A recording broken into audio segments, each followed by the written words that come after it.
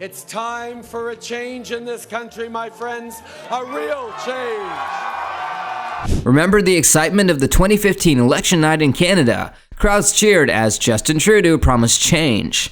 Fast forward to today, the dream seems distant. Housing prices soar, food banks struggle, people feel hopeless. What went wrong? Well, people used to dream of raising families in a thriving Canada. Many feel disillusioned. It's time to uncover the truth behind the fading Canadian dream. To buy an average home in Canada, a family needs to make $170,000 a year. In Vancouver, it's a whopping $360,000 a year, compared to the typical family earning, which is just about $70,000 a year. You can see why owning a home seems out of reach for many. In Vancouver, the average home costs nearly $2 million. They're not even that big. And not everybody wants to buy a home. Renting is an option too, but finding a decent place to rent is just as tough. Thanks to years of not building enough homes, people saying, "Not in my backyard." There's hardly any empty apartments left in Canada. Just 1.5% of them are up for grabs. When you try to find a place to live, it's like entering a marathon against hundreds of other people. It's tough out there. The rent prices are going through the roof. Landlords know we're desperate, so they keep hiking up prices. Some folks are struggling to find jobs, so they're living out of their cars or facing other tough situations. Debt is piling up because it's the only way to make ends meet. Getting permission to build new stuff is especially tough, even when people in the neighborhood say "not in my backyard." One reason these rules keep going up is because the government itself keeps growing from 2020 to 2023. The BC government got 23% bigger. While the private sector only grew by 1%, the government is getting bigger and it's making things even more complicated. As more jobs pop up, the government needs to make more money to keep things running smoothly. That means more taxes for us. It's not just the local government, even the big shots in Ottawa have been piling on costs, adding almost $20 billion every year since 2015.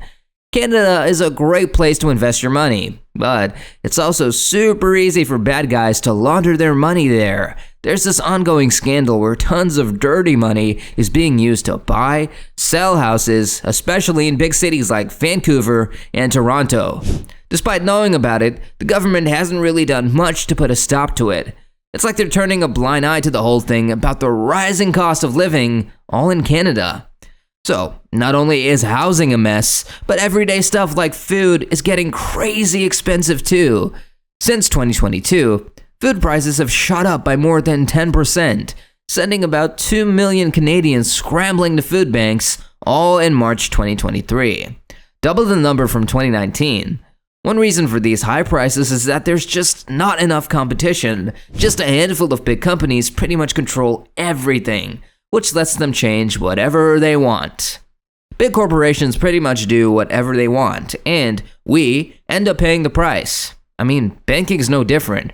There's hardly any competition, which means we're stuck with high fees. We're talking $250 per year more than folks in the UK. Australia, I could go on, but the bottom line is living in Canada is really expensive. One way to tackle this is by boosting the economy, creating more high-paying jobs, boosting Canada's economy. Since 2019, things have been going downhill, while our neighbors down south, like in the US, have been doing much better with a 6% increase. This decline is a big reason why wages aren't going up as much.